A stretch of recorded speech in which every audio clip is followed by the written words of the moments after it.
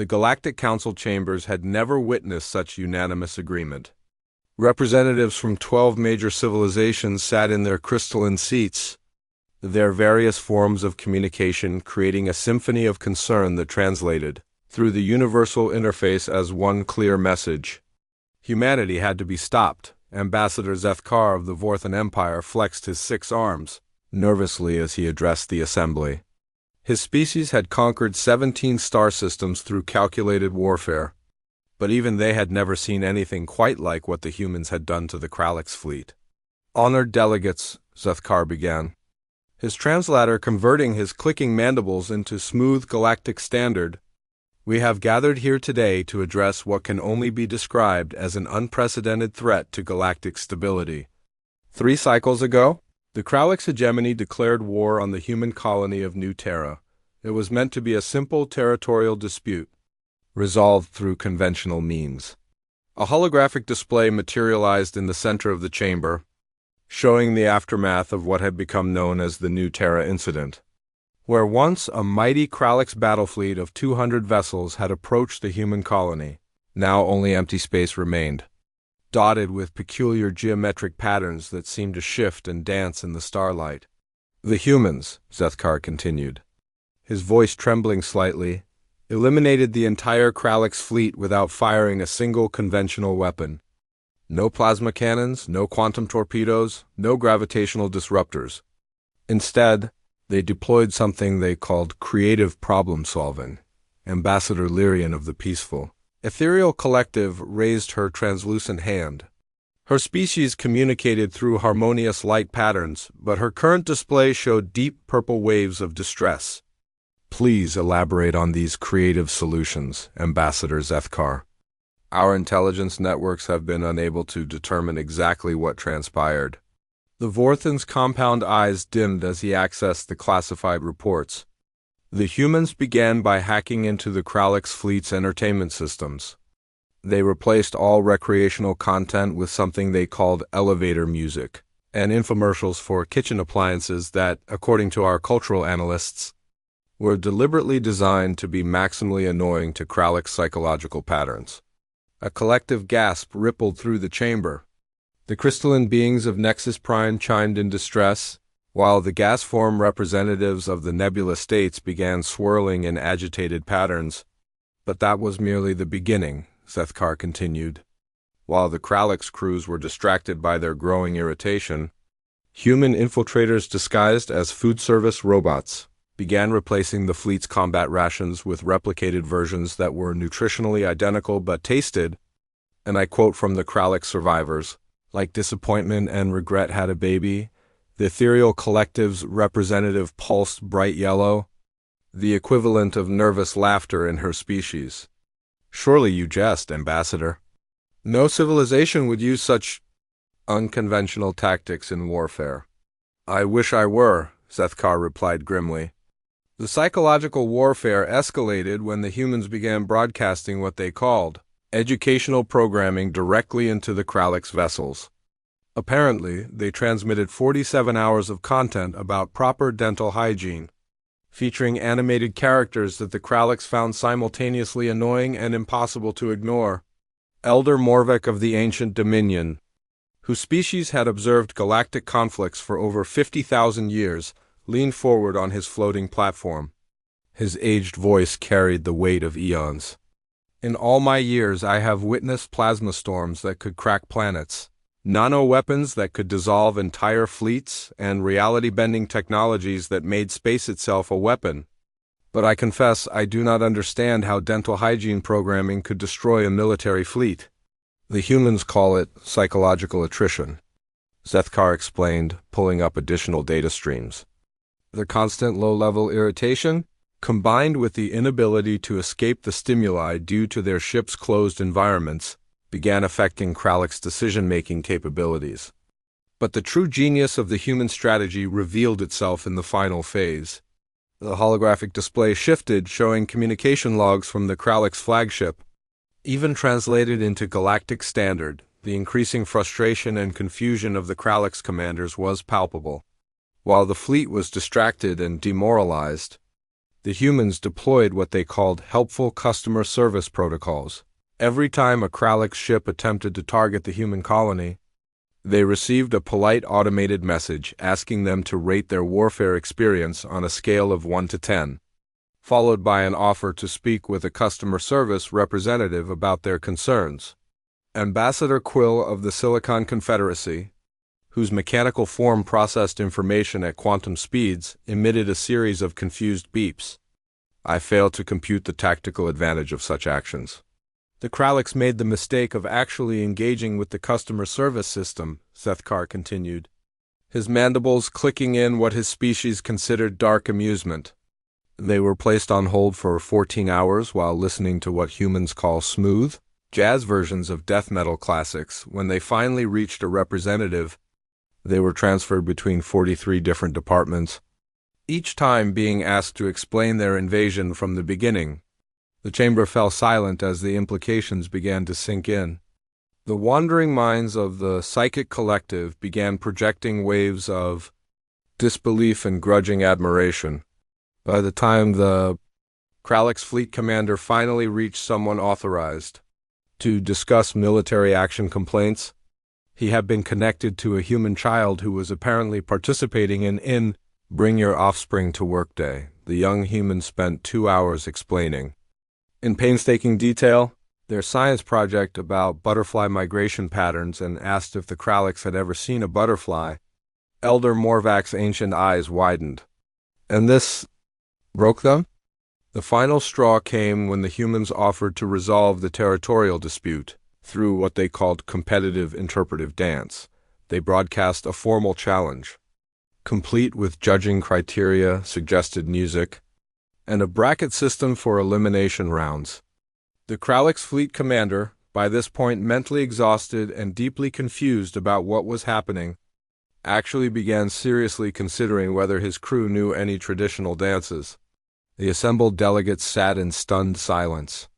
In the history of galactic warfare, no one had ever encountered anything quite like this approach. The humans then revealed their masterstroke, Sethkar continued.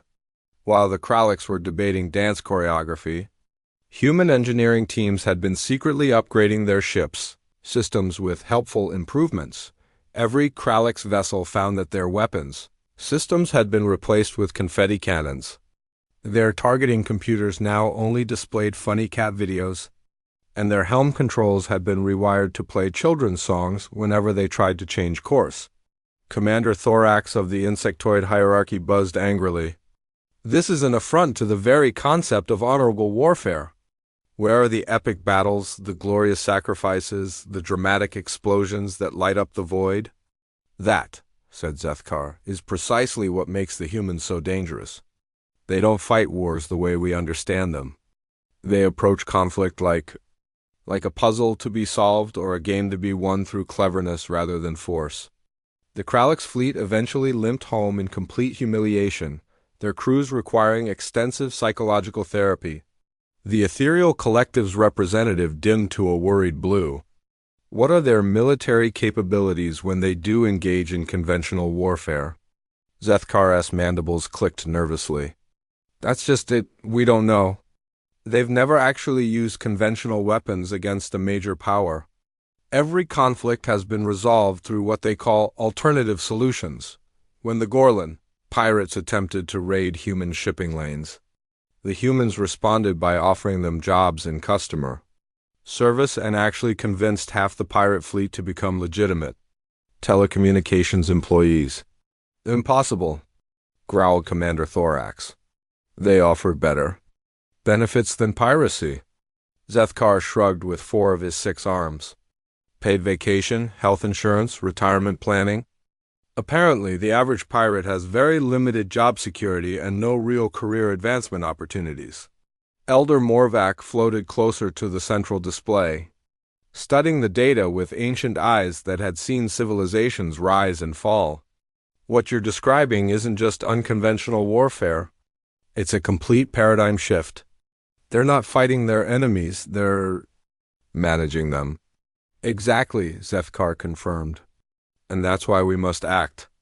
The humans represent an existential threat to the established galactic order. Not because they're violent or aggressive, but because they're changing the very nature of how conflicts are resolved. If their methods spread, it could undermine the entire basis of military power that maintains interstellar stability. Ambassador Lyrian pulsed a worried orange. "What do you propose?" "A coordinated response," Zethkar announced, his voice carrying new determination.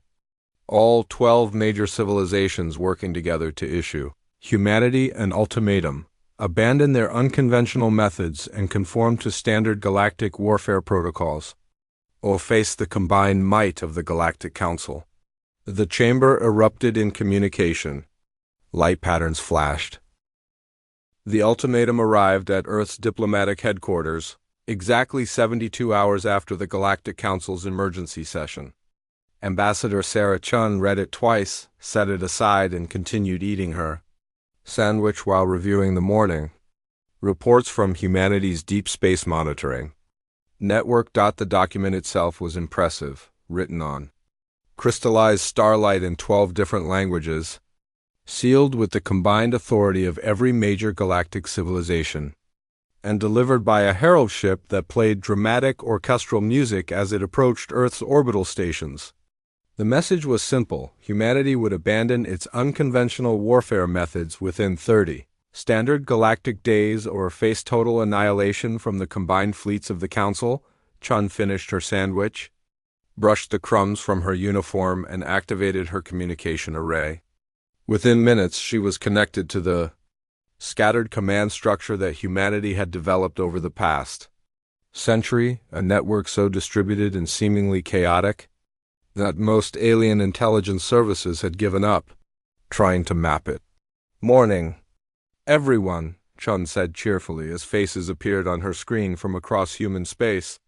There was Admiral Martinez calling in from the stealth research station hidden in the Horsehead Nebula, Dr. Patel connecting from the Artificial Intelligence Development Lab orbiting Proxima Centauri, and Professor Williams transmitting from the Deep Space Philosophy Department aboard the exploration vessel Curiosity. "I assume you've all seen the Council's ultimatum," Chun continued, holding up the dramatic document. "They want us to fight like proper civilizations, or they'll destroy us. Thoughts?" Admiral Martinez, whose grandmother had been a professional poker player, maintained the same expression she used when holding a royal flush. "Ma'am, I have to ask, are we still pretending we don't have any conventional weapons?" "Of course not," Chun replied. "We have plenty of conventional weapons. We also have unconventional weapons, impossible weapons, weapons that shouldn't work according to known physics, and at least 3 categories of deterrent that we haven't even classified yet because we're not sure what to call them." Dr. Patel leaned forward, her eyes bright with scientific enthusiasm. "Actually, that brings up an interesting point. The Council seems to assume that our creative problem-solving approach indicates a lack of traditional military capability. They've completely missed the fact that everything we've done so far has been carefully designed to avoid revealing our actual defensive systems." Professor Williams, whose specialty was xenopsychology and applied philosophy, stroked his beard thoughtfully. "It's a classic case of projection. They assume we think like they do, that we approach problems from their perspective. They can't conceive of a species that chooses unconventional methods not from weakness, but from, well, let's call it an abundance of creative options." Chun nodded. "Exactly. Which brings us to the real question. How do we respond to this ultimatum in a way that maintains galactic peace while also making it clear that threatening humanity was a significant miscalculation?" "Well," said Admiral Martinez with a slight smile, "we could always give them what they asked for." "Elaborate." "They want conventional warfare," Martinez explained. "They want us to fight like proper galactic civilizations. So we show them how humans conduct conventional warfare when we're not trying to be polite about it." Dr. Patel's eyes lit up. "Oh, that's deliciously ironic. They have no idea what human conventional warfare actually looks like, do they?" "None whatsoever," Chun confirmed.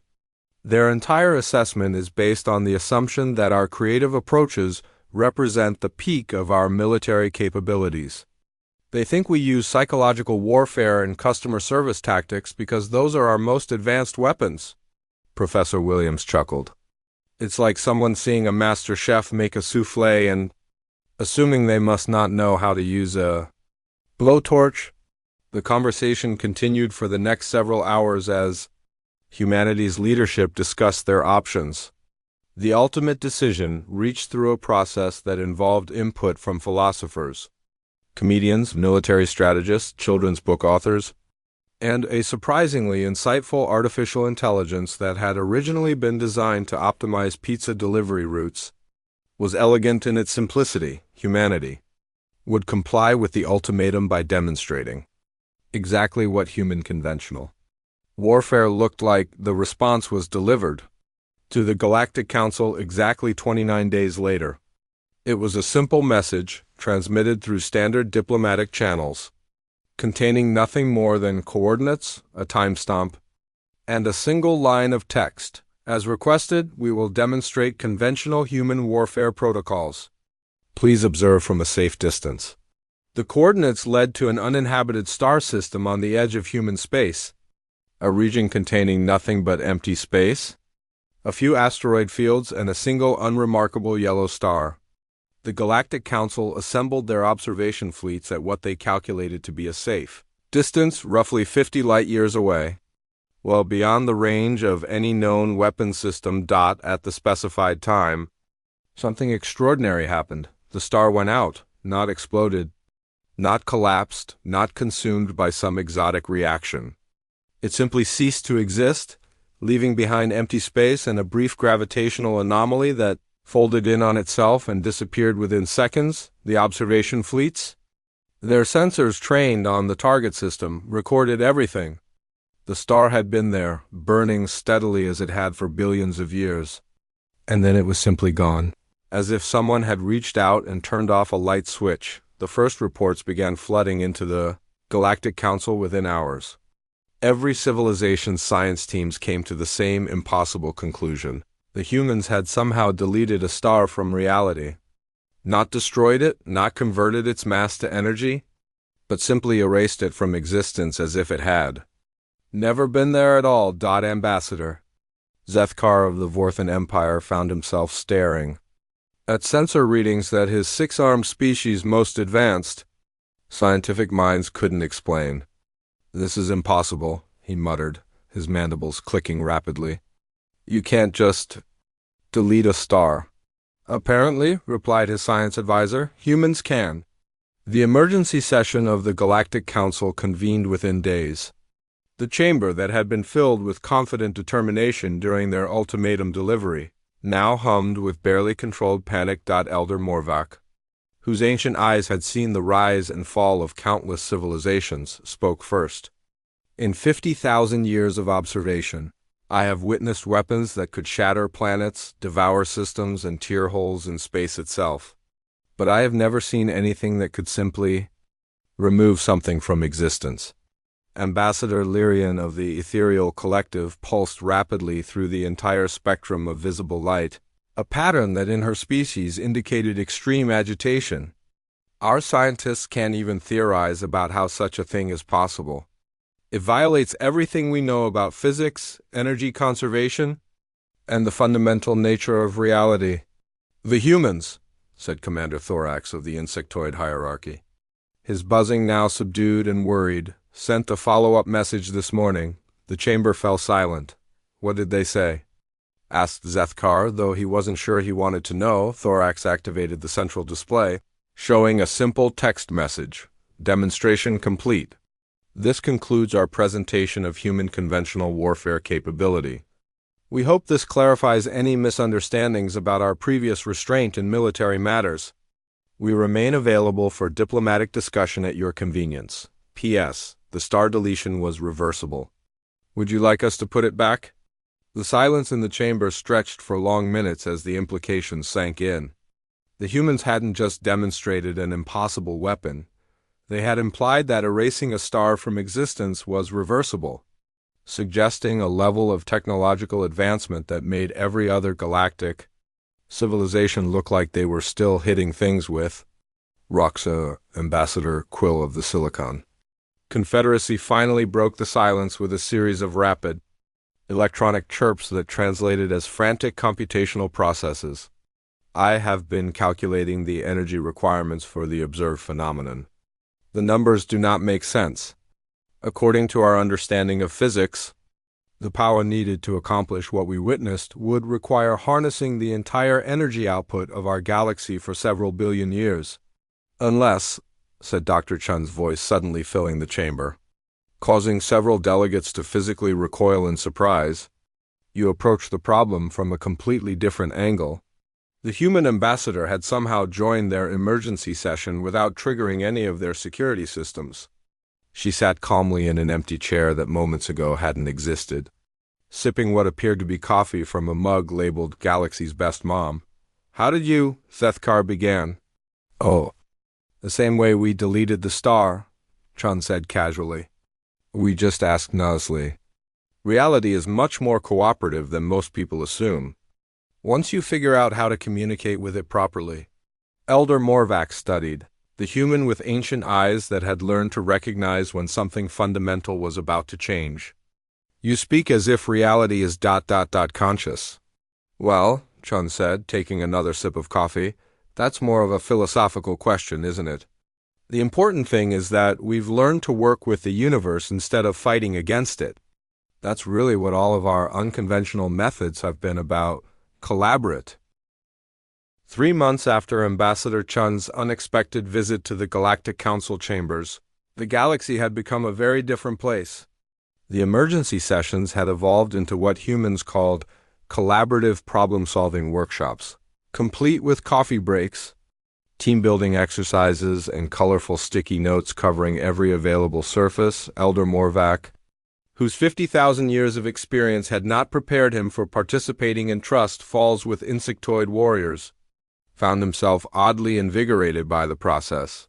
He floated near a wall covered in suggestions for improving galactic communication protocols and marveled at how quickly ancient grievances dissolved when everyone focused on shared goals, rather than territorial disputes.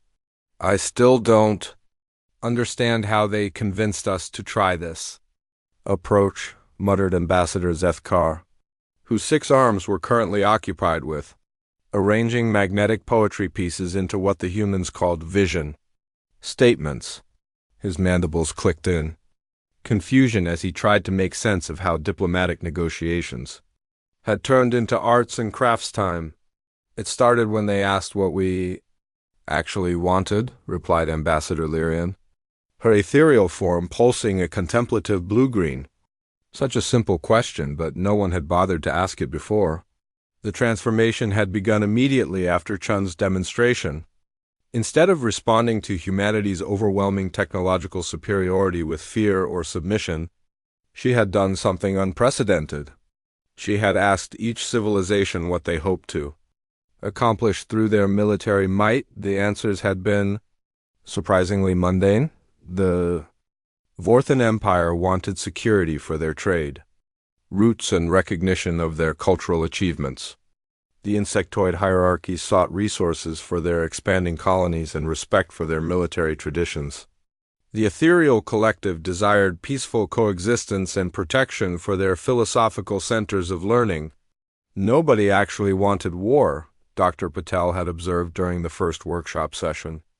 They wanted the results that they thought war might provide. So why not just provide those results directly? The human approach to galactic diplomacy proved as unconventional as their warfare methods. Instead of treaty negotiations conducted in formal chambers, they hosted what they called solution parties in comfortable environments with excellent catering. Rather than complex legal documents full of territorial clauses, they created flowcharts showing how each civilization's needs could be met through collaborative efforts. Commander, Thorax of the insectoid hierarchy had been skeptical until the humans suggested that his people's warrior traditions could be channeled into exploring dangerous regions of space, mapping hazardous phenomena, and establishing the galaxy's first comprehensive early warning system for cosmic threats. Suddenly, instead of fighting for territory, The insectoid hierarchy found themselves honored as the galaxy's elite scouts and protectors. It's actually more challenging than conquest. Thorax admitted to his aid as they reviewed their new responsibilities. Any species can blow up a planet, but it takes real skill to navigate a collapsing star system and extract useful scientific data. The Vorthan Empire discovered that their natural aptitude for complex logistics made them invaluable as coordinators of interspecies trade networks. Instead of conquering systems, they found themselves invited to establish commercial hubs that benefited everyone involved. Ambassador Zethkar, who had spent decades planning military campaigns, now spent his time designing efficient shipping routes that reduced costs and improved relationships between distant civilizations. The humans were right, he confided to Elder Morvac during one of their regular coffee meetings.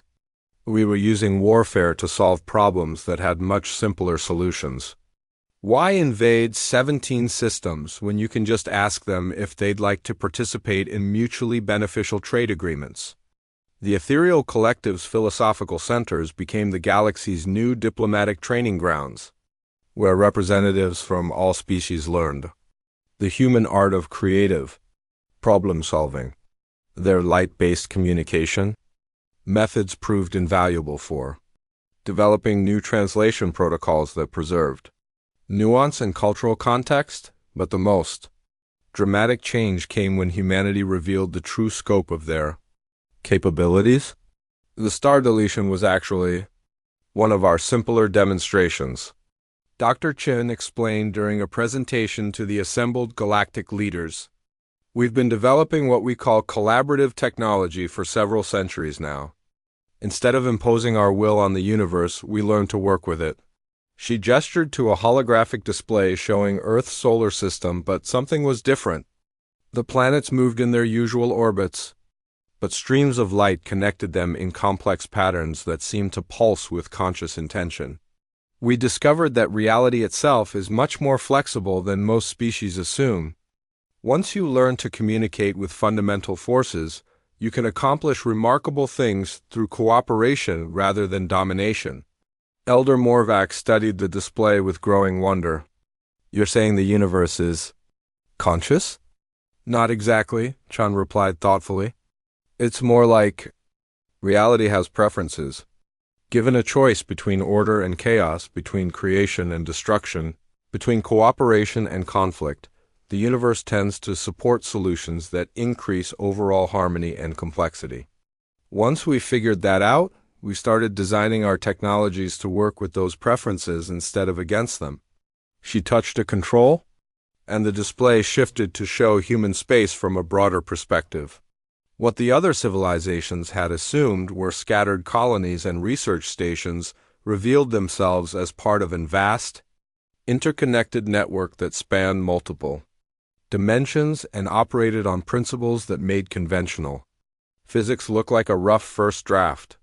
Our unconventional warfare methods were never about lacking firepower, Chun continued. They were about demonstrating that there are always better solutions than violence.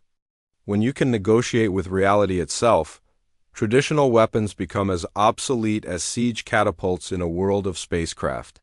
Commander Thorax buzzed thoughtfully. So when you offered the pirates jobs in customer service, we were showing them that cooperation provides better results than conflict, Chun confirmed. And it worked. Former pirates make excellent customer service representatives because they understand exactly what customers don't want to experience.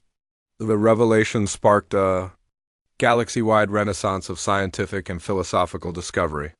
Species that had spent millennia perfecting weapons of destruction suddenly found themselves collaborating on projects that seemed impossible just months earlier. The Silicon Confederacies quantum computational abilities, combined with human reality negotiation techniques, led to the development of communication systems that could translate not just language but entire conceptual frameworks between radically different forms of consciousness, the wandering mind's psychic abilities, enhanced by human collaborative technology, established the galaxy's first empathic network that allowed real-time emotional translation between species, making misunderstandings based on cultural differences virtually impossible. Most remarkably, the various civilizations began discovering that their unique strengths, when combined with human coordination methods, could accomplish things that none of them had imagined possible individually. It's like we've been trying to build a symphony orchestra where every musician insisted on playing solo pieces, observed Professor Williams during one of his lectures at the new Galactic University. Humans didn't show us how to play louder, they taught us how to harmonize. The former military fleets of the Galactic Council found new purpose as exploration and research vessels. The Kralix hegemony, whose humiliating defeat had sparked the original crisis, became enthusiastic converts to human problem-solving methods after discovering that their natural aggressiveness made them excellent at tackling seemingly impossible engineering challenges. Turns out, reported the Kralix fleet commander, it's much more satisfying to defeat the laws of physics than to defeat other species.